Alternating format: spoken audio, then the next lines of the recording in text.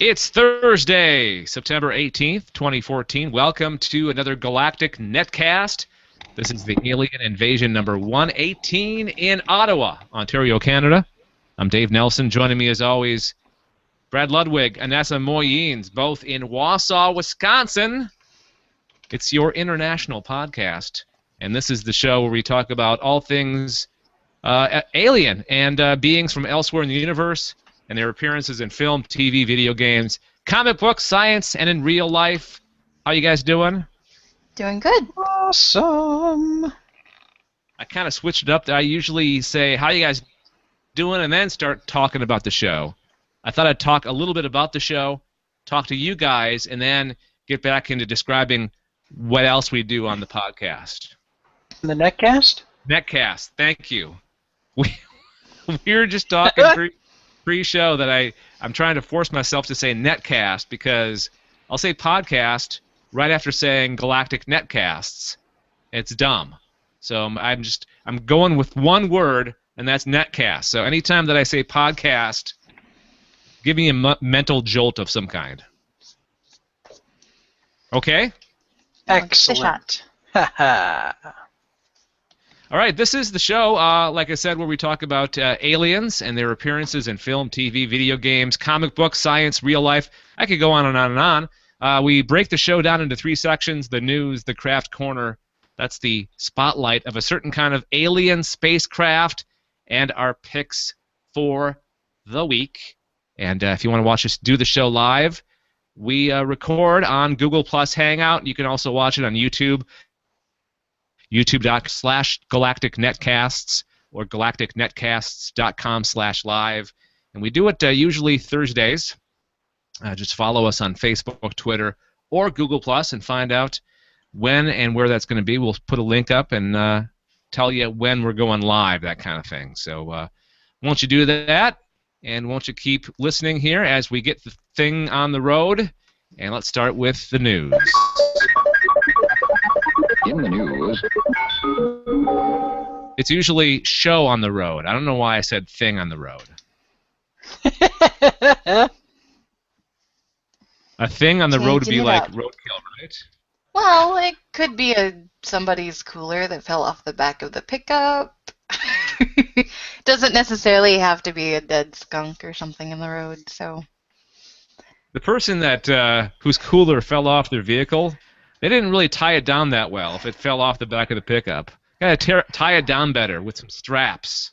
There's a lot of stuff that's fallen off of vehicles that I've seen on the highway, so people really need to take the time to use a couple of bungee straps. You know why? You know why they're doing that? You know why they're failing at that? They're not getting enough sleep. You think so, Dave? Well, I have something that might be able to help them sleep. What? Which happens to be part of my story. I see what you were doing there. So yeah, sleep aid for geeks. Some people like to drift off to the sound of ocean waves lapping on the shoreline. Others like the electrified hum of a futuristic spacecraft right before an alien bursts out of someone's chest. Who likes that? I don't believe them. What's the shenanigans that you're talking about? Shenanigans. Well, if you count yourself in the second group with the whole spacecraft right before aliens pop out of someone's chest, then you might want to check out the clip in which YouTube user ChrisKnife00, that's ChryskNife00, aka Arkansas software engineer named Spike Snell, he mines Ridley Scott's 1979 sci-fi classic Alien for a mesmerizing 12-hour ambient audio loop.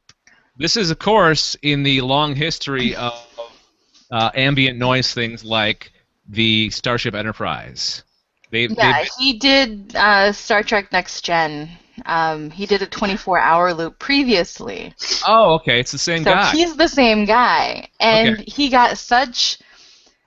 Well, the Star Trek Next Gen clip of the Enterprise engines going for a 24-hour loop collected over 1.6 million page views. And he ended up with a lot of positive feedback from it. And he found out that there's a lot of people that really dig this sort of thing, and it helps them sleep. It's like another form of white noise, so they don't necessarily have to have the AC on or the heater on or a fan on or something. And so he decided that he was going to do another one, which was with Alien. So he's got a 12-hour loop. So if you have trouble sleeping and you want to try something different besides having a fan on, then you can give this a try. You know what? I don't know. This might freak me out. It might keep me up. I'm thinking about Alien the whole time and looking out for xenomorphs from underneath the sheet. I guess it really depends on maybe your mood and what you've read or seen right before you went to bed. So I can see how this would spark that fear, like, oh no, man, there's possibly a xenomorph hanging out underneath my bed. I'd be scared and I'd probably wet my bed. Possibly. So yeah. Which would be even grosser for you. Yeah, a little bit. I'll grab a towel. But yeah, after the initial success of the Star Trek clip, it began to dawn on him that there was a distinct demand for this. So, like I said, because of the feedback that he got, he decided to go ahead and continue. And he's got many more themed clips added to his channel, such as the Millennium Falcon's engine noise, the crunching metal thump of an AT-AT or AT-AT. And Yoda's unnerving laugh. I don't know why people would want to listen to that. I don't think I could fall asleep to that at all. Well, it's not just falling asleep. Some people use it as like a white noise to help them focus on the task at hand. Oh, sure, yeah. So, like if you're working in an office or something, or if you're working and it's completely silent and you're used to having noise around you, then they use this as kind of a background noise to get you comfortable, and so that way you can focus on what you're working on. So it's not just sleep, although I don't see a case in which Yoda's laugh would really help you concentrate on studying or typing up a letter or memo or something. But yeah, he's also crafted several clips inspired by one of his favorite movies, Blade Runner, and the sound of noirish rain falling from inside the Bradbury building. So the Bradbury building, that was the building from Blade Runner, right? Yes. So, that's his favorite.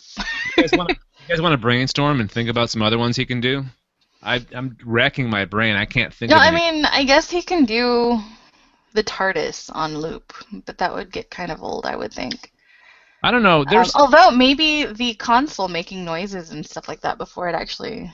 Yeah, I'm sure that you could isolate a quiet period from a Doctor Who episode of not actually engaging the TARDIS, the traditional TARDIS that noise. idle sound while it's just kind of hanging out.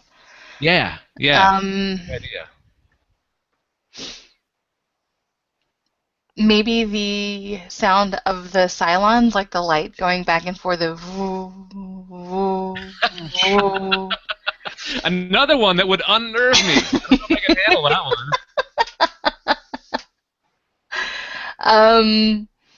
Actually, I've thought about trying to get that sound for my phone for something or other. That would be text cool. tone. That would be really awesome. But which one do you pick? Do you pick from the original series or the reimagined Battlestar Galactica? I'd have to give them both a listen side by side and see which one I prefer. If I'm going with the ringtone, though, of like actual music, then it would be the original Battlestar Galactica. Because it's got more of that, it's upbeat and you can do anything, and it's got horns and brass, and you're just, woo. Oh, yeah, no, definitely. As far as the noise from the Cylon Eye, you could totally do like a mashup of you could do that, you could do the, from Kit, from Knight Rider. I think his little thing made noise too, right? Yep. Yeah. Quote unquote eye. Yeah. Is there one more that's kind of like that? I'm trying to think. Probably not. Yeah, I don't know. I'd have to give it some more thought. Maybe if we think of something later on in the episode, we can pop in after a story. Be like, oh yeah, it was this. But yeah, and that's just kind of what I'm thinking of for noises, I guess, so far, which at least one of them would unnerve Dave, so. That's the most important thing, right? Yes. Brad, No, not any really. thought, any brainstorm on your part as far as ambient noise goes?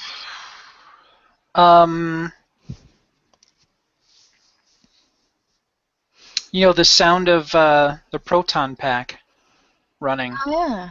from the Ghostbusters. Okay. That'd be cool. Boy. I wish I could remember what airline it was, but way back in the day, like 14 years ago. One of the airlines, it was either AirTran Airways or American Trans Air, but their hold music was just really trippy, and it's something that you could probably fall asleep to, but it just gave you this sound or this feeling that you would be flying through space, and maybe like a little Jetsons car off in the background just buzzing by. It had like weird noises like that. And I really wish I could remember which airline it was so I could find out where they got their music from, but it was weird. And It was thinking outside the box, definitely. yeah, it wasn't like your typical Call United or Delta, I forget which one it was, that had George Gershwin's theme that you'd have to sit there and listen to on repeat. But yeah, it was either American Trans Air or AirTran Airways. It was one of the two, and it just, I think that would be good ambient music or noise for people to fall asleep to. If any of our listeners have some extra time on their hands, that would be a challenge for our listeners to find out. That would. So. Gonna start using our listeners for stuff like this. It's payback time. Yeah, I think that would be a really good one. Either that or my memories completely change things up, but I remember having to listen to that several times on hold. Mm-hmm. So, for extended periods of time, so. All right, cool. That's a great story. I'm going to check out that the ambient noise from the Nostromo. That's cool. All right. Yeah. Move on to the next story, National Geographic Channel to investigate the world of UFOs.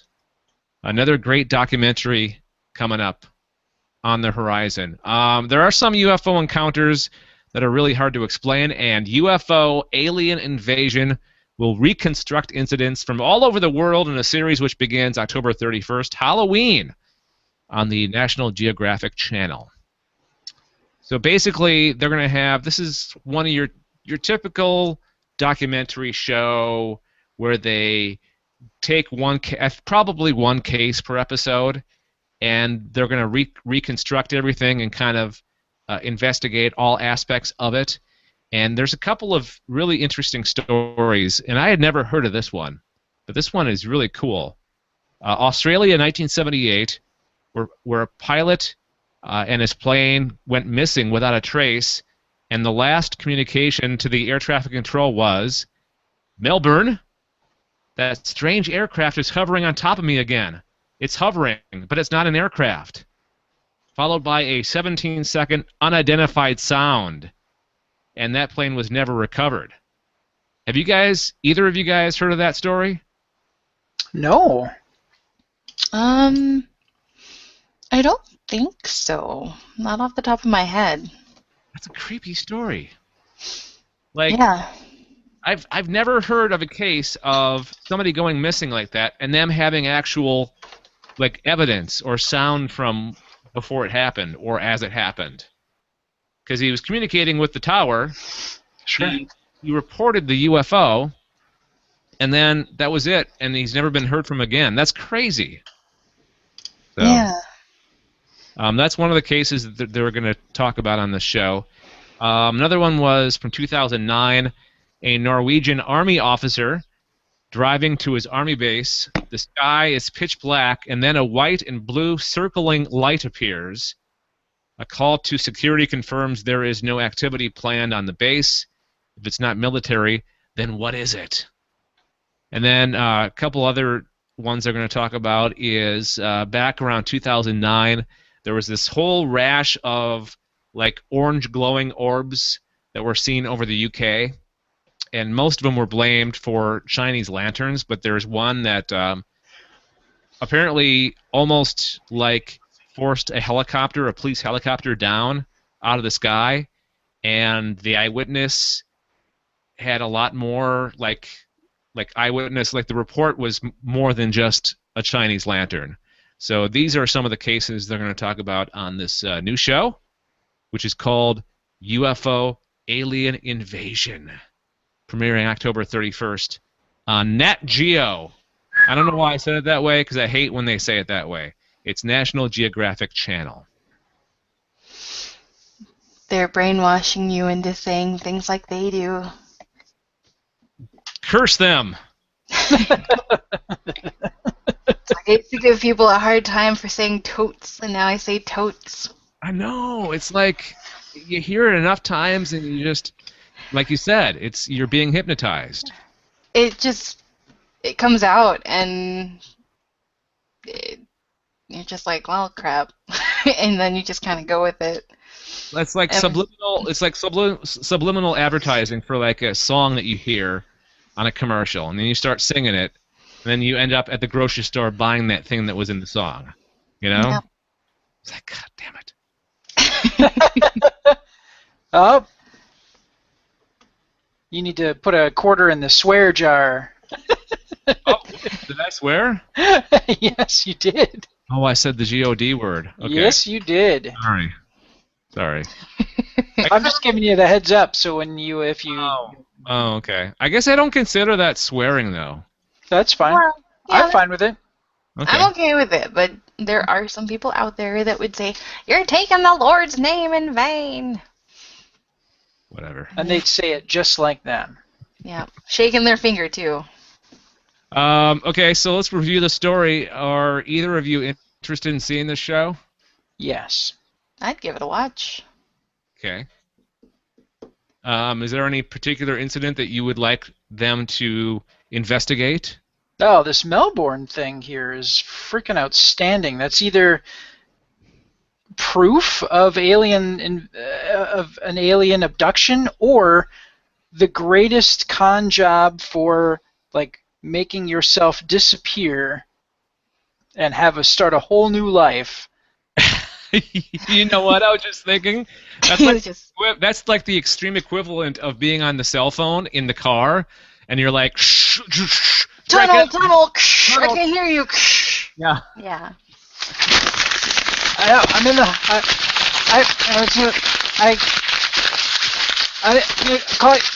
Click.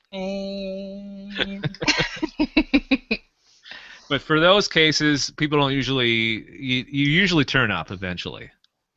This guy did not. He's never found. D.B. Cooper was never found either. This is true. It's very true. So, it is possible. His money, or part of the money, was found, right? Yeah. Yeah. So they think. Dun dun dun. Mm-hmm. Oh, I'm sorry. That's not even the music. Oh, hang on. No, I got it. Don't worry about it. I got it. I got what you're looking for, and it's suspense. That? Yes. Okay. All right, so there you go. That's story number 2. Again, the premiere date for that is October 31st. That's hard not to remember, or hard to forget, or whatever I'm trying to say. Easy to remember. October 31st, Halloween. Halloween. Yeah, Nat Geo, UFO Alien Invasion. After you're done doing your trick-or-treating and whatnot, you should sit down and take a look. Yep. Or watch it and then go trick-or-treating, whatever. Or record it and watch it later and get wasted that night. There are options. Always options. Or get high on all your candy that you got. Stolen from your kid. Are you injecting it, smoking your candy? That isn't right. Yeah. I was thinking more along the lines of sugar high. You know? I thought maybe huffing the candy was what the kids are doing now. No, that's not what they do. All right, let's get back on track here. Talk about our last story of the week, and it's Brad's. And I have to. I did find this story earlier in the week, and I did not think to post it. This covers like a couple of things that I'm really interested in. One, obviously, aliens. Two, actually, there are three things here. Two, I'm a big fan of H.P. Lovecraft and Cthulhu, the Cthulhu mythos. And three, role-playing games. And we're talking the G-rated, PG-rated board game type RPGs. Not in the bedroom. Hey, let's play the Doctor and Nurse role-playing game. I don't think they're really called RPGs in the bedroom, though, are they? You could call them that if you want. It's called role-play in the bedroom. Role-playing games implies tabletop and... Or Naked Twister and a gallon of Crisco or something, I guess. You could make it into a game if you wanted to. I mean, I guess you could. Well, that took a turn. Hey, let's get back to my story. I was going to say, I think I'm going to have to skip game night, sweetie. Aww. I just got a 55-gallon drum of cooking oil from Costco on the way. Darn it. All right, anyways. The end of the world RPG that you simulate how well you'd fare during the apocalypse. Now, this game, the core game system, is from a game company called Fantasy Flight Games, and they make a number of really, really cool games. And this game is being released October 7th, I believe. So at the time that we're recording this, about 3 weeks from now. And the cool thing about this is there's a core system to run the game. The first game that's coming out with with this core system is Zombie Apocalypse, and it challenges you to face hordes of undead that rise and stalk the earth, hungry for the flesh of the living. Wait a second, Brad. Can you explain core system? Oh, yes. Because not all of us. Yes. What I wanted to do is I wanted to give premise, and then I was going to take a step back and kind of give you the deets. I just used deets. Oh yeah. So the way this game system works is you role play yourself. Okay. Your physical capabilities, your mental capabilities, all these things are drafted onto a character sheet that you will use to play this game. Okay. Are you nearsighted? Well, that would be something that you could role play as something that could maybe cause you difficulties later on, a drawback, as it were. Do you have other skills? Maybe you've taken martial arts to the point where you're a black belt. Well, that would be taken into consideration in the game. So your life skills, your abilities, all of this are put into a character sheet, and then somebody runs the game master, as it were, and they give you the situation that is laid out in the Zombie Apocalypse and these other books that we'll get to in a second, and you play in this world as essentially yourself, and you can see how well you would survive in these particular apocalyptic conditions. Okay, so I told you the first book was Zombie Apocalypse. The second one is called Wrath of the Gods, and that could be something that could be like the Mayan apocalypse that was foreseen in 2012 to the Cthulhu mythos, which would be elder gods coming back from outer space or outer dimensions to Earth to destroy the people on it. There's a third installment, which is an alien invasion, applicable here. So it could be, maybe conquering warriors from another world, or even aliens too small to be seen by the naked eye. And the fourth and final one is Revolt of the Machines. So that would be, sentient AI going wrong, like Terminator. Or maybe, people that have devices that are implanted into them and they take over, a human body or something like that. So you've got these 4 different sort of conditional types of apocalypse: zombie, outer dimensional beings like gods, an alien invasion, or a machine revolt. Excuse me. Now, like I said, the thing that's unique about it is you play yourself.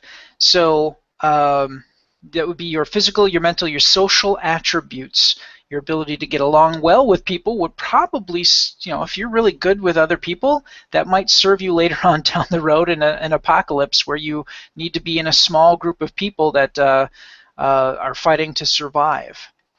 The other thing, too, is you kind of look around your environment, and when you're building the character for the game, are you the kind of person that carries a pocket knife on them at all times? That could be used as a weapon in the game, and that would be put on your character sheet. Are you playing at your house? So say everybody comes to your house to play, you could use the fact that you have a shovel in your garage or something like that. You could use that as a weapon in the game. Okay, can I interject real quick? Yeah. Mm-hmm. So if I was going to your house to play the game, would I want to bring things into my car?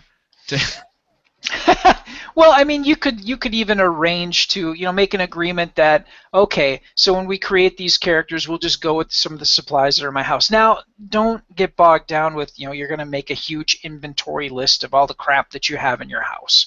Okay.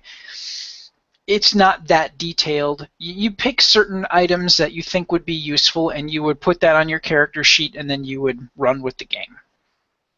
So, from what I've seen, the game is going to be available.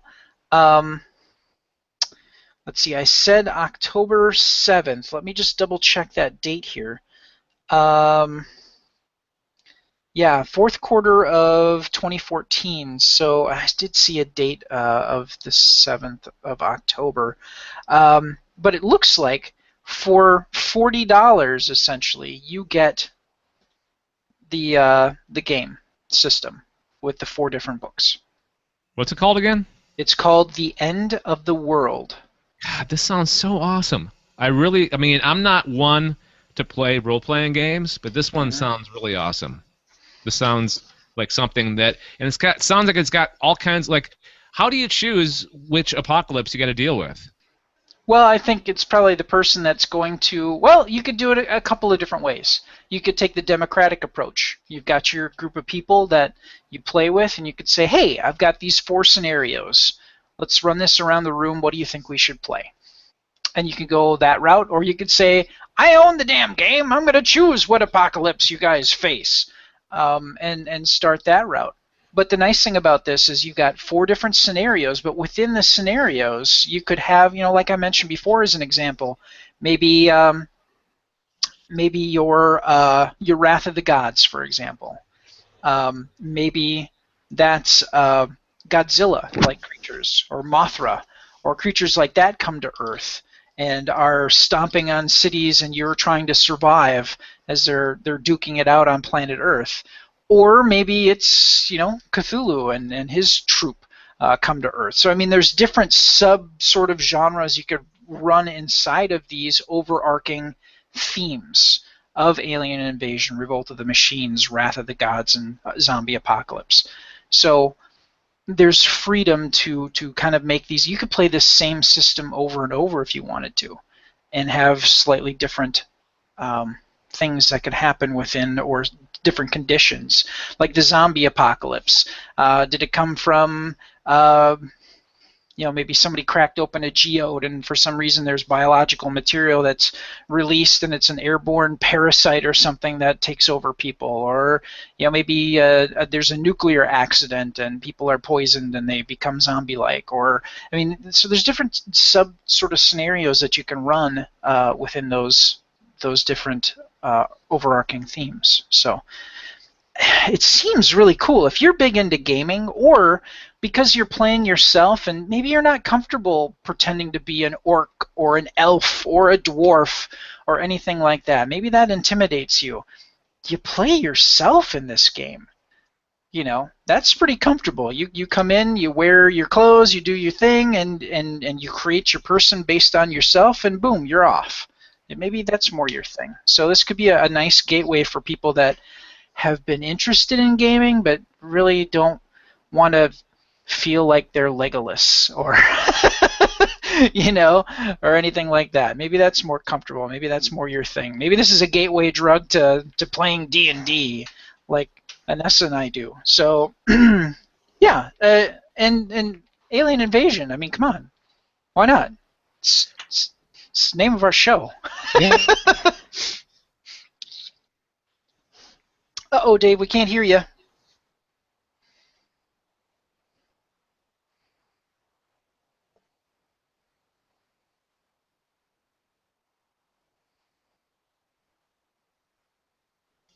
How about there now? we go. Gotcha. Yes.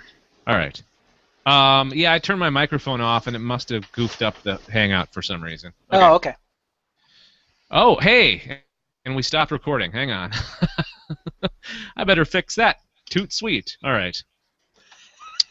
All right, sounds good, Brad. Thank you very much. Great story. Before we move on to the Craft Corner, let's talk about feedback. And not the kind of feedback that, like, you get your guitar too close to your amp and you kind of feedback. Or your microphone too close to your... Fucking, like, you like something that we talked about on the show or didn't like something we talked about on the show, then you let us know, okay? And there's two different ways of... Actually, there's more than two, but I will cover only two ways of getting a hold of us. Email, galacticnetcasts@gmail.com, galacticnetcasts@gmail.com, or the voicemail number, that is 805-328-3966, 805-328-3966.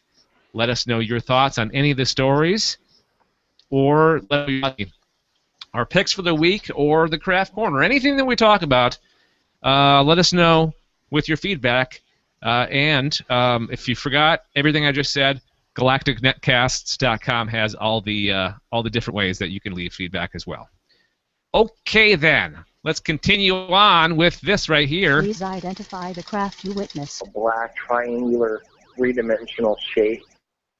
Huge, just ain't hovering in it. Shaped like almost like between an egg and a teardrop. Long cylinder object flying over me. I could see the occupants in there. Appeared to be rotating. It was on circular to disc shape, and it hovered for maybe about 5 minutes. All right, it is time for the Craft, aka famous alien spacecraft in history. And the last couple of episodes, we've talked about fictional craft. Now we're going to go back to more like crafts that people have in encounters with aliens here on planet Earth in real life. And the one that we're talking about this week is a coin-like disc. I think that we've talked about discs shapes before, like the traditional flying saucer, or even like a round type objects, but we're talking ones that look like a coin, that are round in shape and have like very much straight up and down edges, like you would have a 50-cent piece or a nickel or a quarter, that kind of shape. And here's what they said about this from the website I got this information from, which was UFOgrid.com. No, I take that back. Alien-UFOs.com is the website. And what it said was, shaped like a giant 50-cent piece, this UFO is the type most often reported by military and airline pilots flying at 20,000 to 40,000 feet. It's funny, we just talked about a little while ago a pilot having an encounter with a spacecraft of unknown origin and him never being found ever again. So maybe this was the craft that he had an encounter with. Who knows? Eyewitnesses say that the flat edge of the disk is often ringed with red or green lights. The spaceship is incredibly fast, zipping along at speeds of more than 2,500 miles an hour. The craft has been estimated at 15 to 20 feet in diameter and 2 to 3 feet high. There is one incident involving this type of craft. And this is actually this year. I found a bunch of them, but I figured I'd grab the one that was most recent. And this one is really interesting, too. Another reason why I wanted to bring it up. A couple in Baton Rouge, Louisiana, were startled by a very low helicopter flying over their home that appeared to be closely following two discs on the evening of July 22nd, 2014. The husband, a U.S. Air Force veteran with long experience, told the National UFO Reporting Center that he was driving home at 9:20 p.m. when he heard a loud helicopter approaching as he drove up his driveway. The witness struck to see where the helicopter was and why it was so low to the ground, and he said, to my astonishment, two pewter gray colored craft were flying in front of the helicopter in a tight. One staggered to the left rear of the front pewter craft, the witness reported. He described these approximately 60 to 70 feet across in diameter, about 10 to 12 in the centers.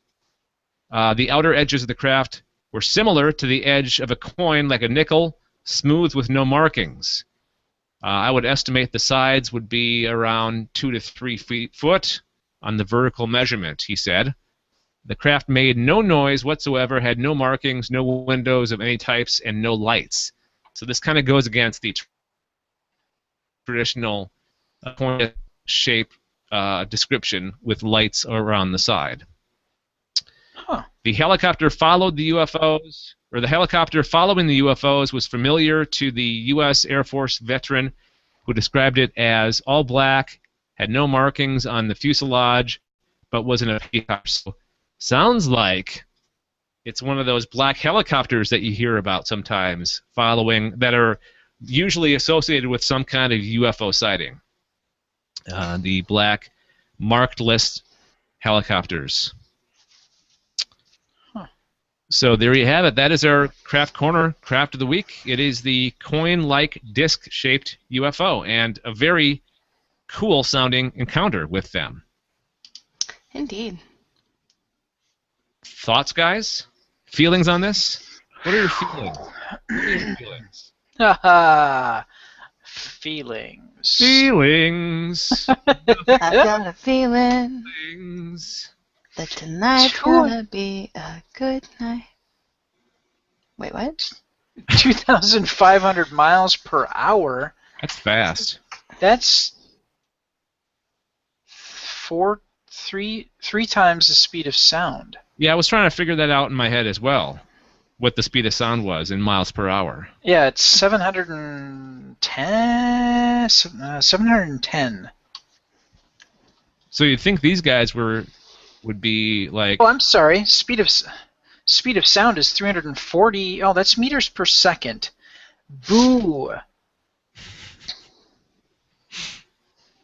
I don't want your crazy foreign. I don't know what kilometers per hour would be in speed of sound. I'm not that good yet with the metric system. It's weird here in Canada. They pick and choose what metrics, what things they want metric and what things they want other measurements. 766 miles per hour is the speed of sound. Okay. So 766 times 3. If I can get my calculator, 766 times 3. Oh God, that's 25. 2,500 miles per hour. Okay, so about a little over 3 times the speed of sound. Okay. So that means 3 sonic booms, right? Every time it's over the speed of sound, it lets out a boom. So you're hearing 3 sonic booms. Yeah. Boom, boom, boom. I'm totally being stupid. I don't know. It's probably not how it works. A boom. No, it does every time you you crack. Oh, okay. You every time you go every Mach you hit, Mach 1, Mach 2, Mach 3, you boom. Oh, okay. Should be just yes. funny. I was right. That's awesome. Okay. How do you like them apples? All right, so that's your craft corner.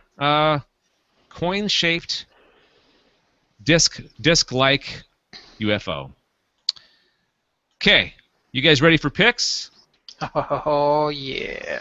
Let's talk about something that we watched, listened to, read, played. What else could there be? Experienced in the last week. And yeah, it could be experienced because I mean, you could go to the restaurant like Brad did in Fargo, that was alien themed. oh, that's Yes. right. Yeah. The Area Yeah, so you can 51 definitely go restaurant. and experience something. So. And when you think about it, experience is a good generic word for all that. I mean, if you're eating Yes. something, you're experiencing. If you're listening to it, you're experiencing. So, Anessa, what did you experience this week? Actually, it was experienced in a couple of different goes, and Brad was there each time. Well, initially when we were going to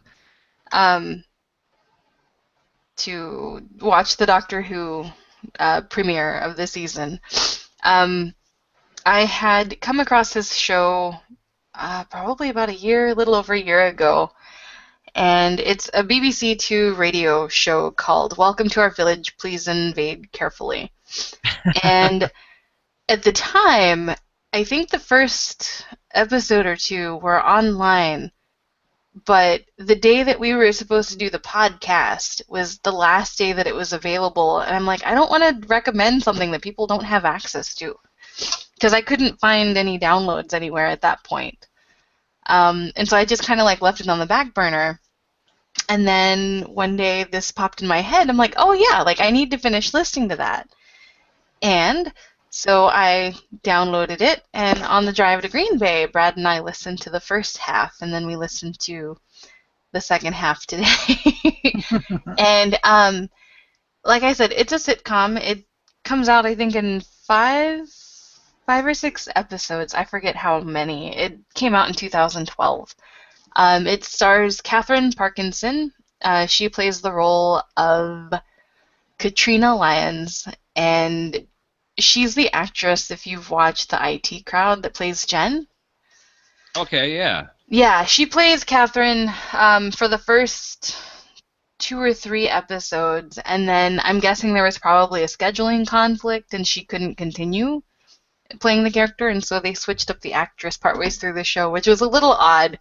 Took me a bit to get used to it again, because she has such a distinct voice and mannerisms when she talks, and then suddenly they're calling this person Katrina, and I'm like, wait, that doesn't sound like her. Did she change? And yeah, they changed the actress partway through. But anyway, there's this village that is called Cresden Green, and it has been invaded by I think they're called the Geonin. And typically when they invade a planet, they go all in. And that usually doesn't work out very well. And so they decided to try something different and just invade this one little village in the UK. And they put up a impenetrable field around the village. And so no one could get in or out. And Catherine, or Katrina, was visiting her parents, and she gets stuck there. And this village is having to interact and deal with these aliens that have invaded their village. And she's upset about this. She's got tickets to a show. She can't make it. And so she's like, why isn't anybody fighting against these people, like these aliens? We need to put up a resistance. We need to free ourselves. We need to work to be free. And everyone's just like, well, you know, now that they've closed off the village from the rest of the world, then I don't have to compete. Like, my small business no longer has to compete with Asda down the street, or whatever the shop was. I can't think of. That was the first British shop that I could think of. And so she's really upset by this, and the aliens want to learn more about the human race before broadening their invasion, so they know the best way to invade Earth as a whole. So, yeah, it's actually an entertaining show if you enjoy British humor and accents. Okay, so this is a radio show? This is a radio show. Came out on BBC Radio 2 back in 2012. I didn't know that they still did radio dramas. Like, yes. Networks BBC definitely does, yeah. Wow. Cool. Yeah. Yeah, it's really cool. And it's always so funny because the aliens and the humans essentially are foiling each other in their plans. You've got one trying to figure out what the plans are, and you've got another one trying to figure out what the humans are doing, and then they get in each other's way and they butt heads. But the aliens are very polite, though. Yeah, that's always and you can tell it's our previous guest on the Sci-Fi Geeks Club, Daryl Johnson's probably going to be a little upset when I say these words, but it's very what we would stereotype as British, very polite. It's a polite invasion, which is kind of goes along with the title of the show. Yeah, with the name. So, because it's not like, oh, we're gonna destroy everything and flatten everything. It's like, oh, well, we're gonna come into your shop. Oh, you don't want us there? Okay, fine. We'll open up our own shop. We'll go over here and we won't disturb you. Funny. So it's got a lot of that humor, and yeah, I was really amused by it. Sounds like a very non-invasive invasion. Yes, it really kind of is, and that's what makes it even funnier. Yeah, it's more of an inconvenience, and a minor one at that. We should rename the the netcast the Alien Inconvenience.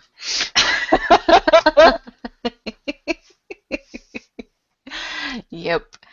And that's the title this week, I think. The Alien Inconvenience.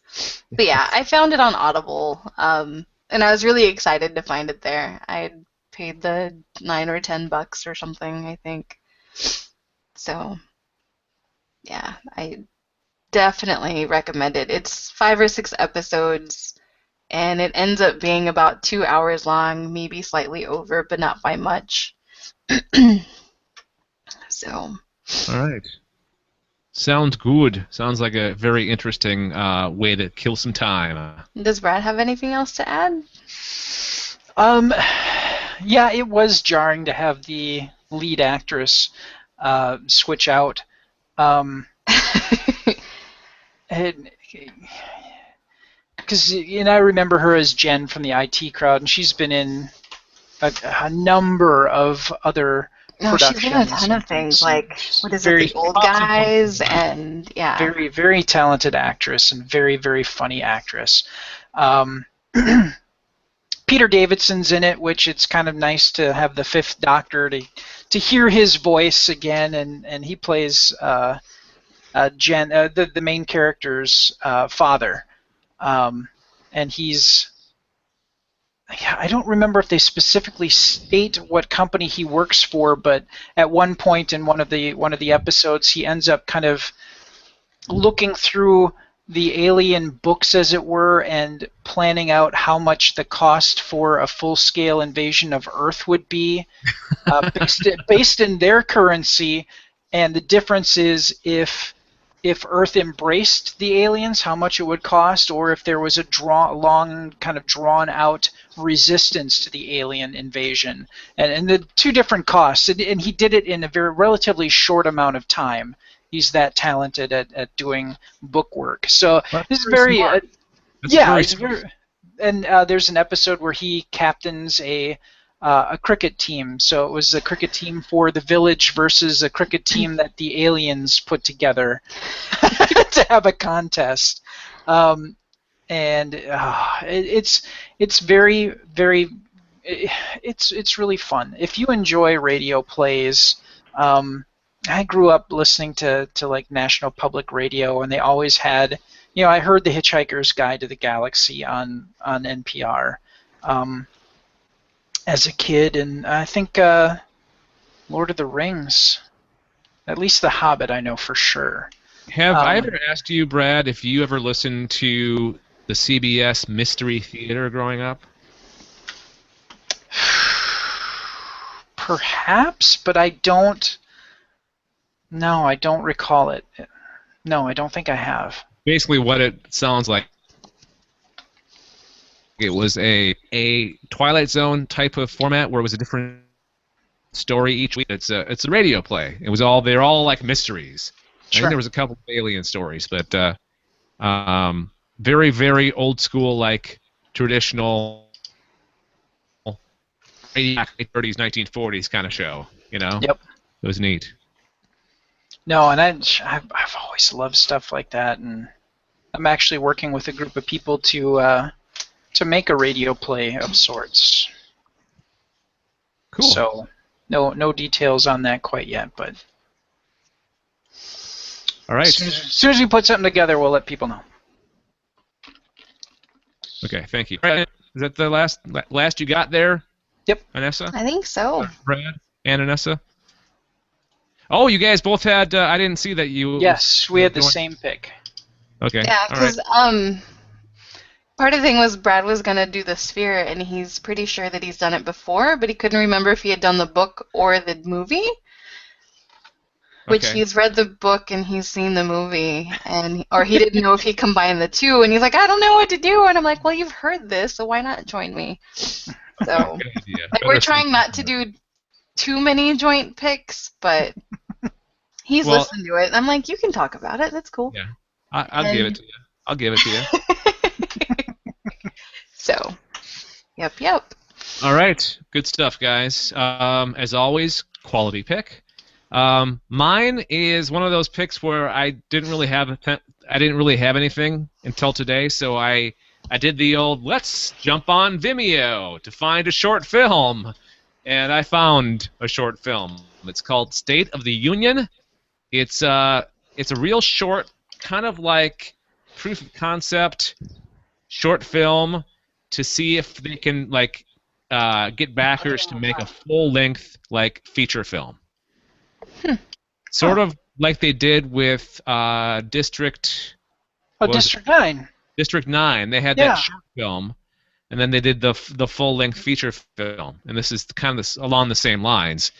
Basically, it starts off with somebody clicking on a video on their smartphone, and it's the president speaking. Or no, it's not the president at first. It's like a soldier, and they kind of segue from the person watching it on the screen to the actual scene where it's happening. And there's apparently a big invasion happening in Washington, D.C., and the president's being escorted out with these soldiers, and they're being fired upon by these alien whoever. You really don't see the craft too well. And it basically ends up where the shot of that battle going on ends, and the video ends, and it flashes back to the person that's watching the video, and they're like, wow, this is amazing. I can't believe this is actually happening. They're freaking out. Then the other person that's with her says, oh, that's just a viral video. But then she's like, well, that's actually the president, so how can that be happening or whatever? And then the power goes out, and they run outside. They hear a noise, and they run outside, and here's this huge ship hovering above their city. So they thought it was like some kind of viral video, but it wasn't. And that's the premise. That's the setup for the feature film, and looking forward to seeing the rest of it made. But you can check out the short film version of it with the link that we'll have posted in the show notes of the podcast. It's called State of the Union, and it looks pretty bad. I actually got somebody that looks very much like James Earl Jones, a James Earl Jones sort of look-alike person to play the president. In the short film. Oh, wow. Yeah. I mean, I'm sure they didn't do it purposefully, but it ended up that this guy looked very much like, was it James Earl Jones? I forget now. Maybe it wasn't. Maybe it's Morgan Freeman. I forget. Looks like James Earl Jones to me. Okay, yeah, James Earl Jones. It looks like maybe like a younger, thinner James Earl Jones. Yeah, I was thinking that too. Or maybe his brother. Maybe yeah. Maybe it is his brother. I have no idea. I didn't check the cast. Yeah, I didn't look at the cast. I just kind of looked at a couple little clips of the video. It's a neat story, though. It's just basically he's trying to do the State of the Union, the last State of the Union, as he's being, like, they're being forced out of Washington, D.C. by these aliens. It's really neat. He's, like, very intent on making sure that the U.S. or his population, the U.S. population, knows what the hell's going on and why this is happening. I totally forgot about this. Is the best part. He talks about how the aliens had a pact with the humans since like the 1960s, and something happened where the aliens got pissed off, or we did something that caused that pact to be broken, and they finally like had enough and started like kicking our ass. Of course. Of course. So again, that's my pick, State of the Union, and you can watch that on Vimeo. Just search Vimeo for State of the Union, or just check out the link in the show notes. And that's going to do it for this alien invasion. That's a show. Nice. Sweet. Before we actually leave you this episode, let's talk about where you can subscribe to the show. You can do that on iTunes or Stitcher. Just search for The Alien Invasion or Galactic Netcasts on Stitcher or iTunes, or just go to our website, galacticnetcasts.com, galacticnetcasts.com. I mentioned this earlier, but feedback, 805-328-3966, 805-328-3966, or galacticnetcasts@gmail.com. Oh, I forgot. Remember the feedback that we had? He was listening to our shows. He was like going through them really fast. Yeah. Oh yeah, the email. Yes. Yeah, the one thing he said was we never like sum up the picks. Well, I forgot to sum up the picks this week. So my pick. I thought he wrote back to complain that maybe we forgot at some point. No. Whoops. No. State of the Union was mine, and Anessa and Brad's was Welcome to Our Village. Please invade carefully. And we'll have the links to both those in the show notes as well. All right, so final thoughts. Brad, what do you got? I need to double check and see which one I talked about, Sphere the movie or Sphere the book. I'm like completely obsessed with that now. I don't remember us talking about either of those. I really do. Because all I could find was that we talked about, at some point, a short film called The Sphere, but it wasn't the book or the movie. Yeah, I'm really kind of... And the Dyson Sphere was the other one, which kept coming up, but I couldn't find the Sphere or Sphere movie. Yeah, I really think it's an early episode where I talked about it. Okay. I really do. Well, I think the only thing that we can really do to find out is go to the archives section of the website, and that will take you to our archive.org page. I couldn't find it there. Couldn't find it? Mm-mm. No, it was weird because like all the episodes, I guess, were not in order. Oh yeah, they're not. They're totally not. And I tried doing like an actual search for Galactic Netcast and Sphere, and all that came up was the Dyson Sphere and short movie Sphere. So unless things were done differently or like early on and they weren't included in the notes, I don't know. I don't know why I wouldn't include Sphere as a keyword, because I always put keywords. I don't know. I'll have to go page by page and do a search and see if I can find, and maybe add all of these into a spreadsheet. It was something that I think we really need to... We're kind of reaching a point now where we're on episode 119? 118. 118. And, man, I really think that we probably need to start writing these down, or we're going to start. Yeah, because we at least going over have stuff again. a spreadsheet for the ships and the creatures, but we need one for the pics because things start to really blur together after a while, and you tend to start forgetting what you talked about and what you didn't. You know, something else you could do, Anessa, is go to our website, galacticnetcasts.com. But it only goes up to like episode 30. No. Go to Picks, or go to Shop, and then click on Picks, and that takes you to our store. And you'd have to go page by page, but I believe it might be on there.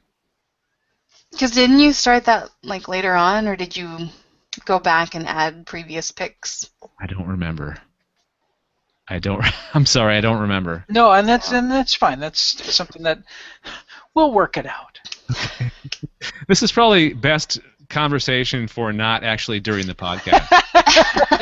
Hey, everybody! Let's point out our flaws and how we can't remember stuff. All right, so that's Brad's final thought. What's your final thought, Nanessa? I'm gonna have Whataburger. You're gonna have what? Whataburger. Whataburger. Oh, I thought you said Wahlburger. What a burger. Okay. Just like I like it. Oh, yeah. All right. Another food-related final thought for Anessa, and that's going to do it for this Alien Invasion number 118 Galactic. At least I don't have to pee. There we go. Just throwing that out there. Gotta look at the positive. And we will talk to you guys next week. Okay, bye. Goodbye. Now I have to pee.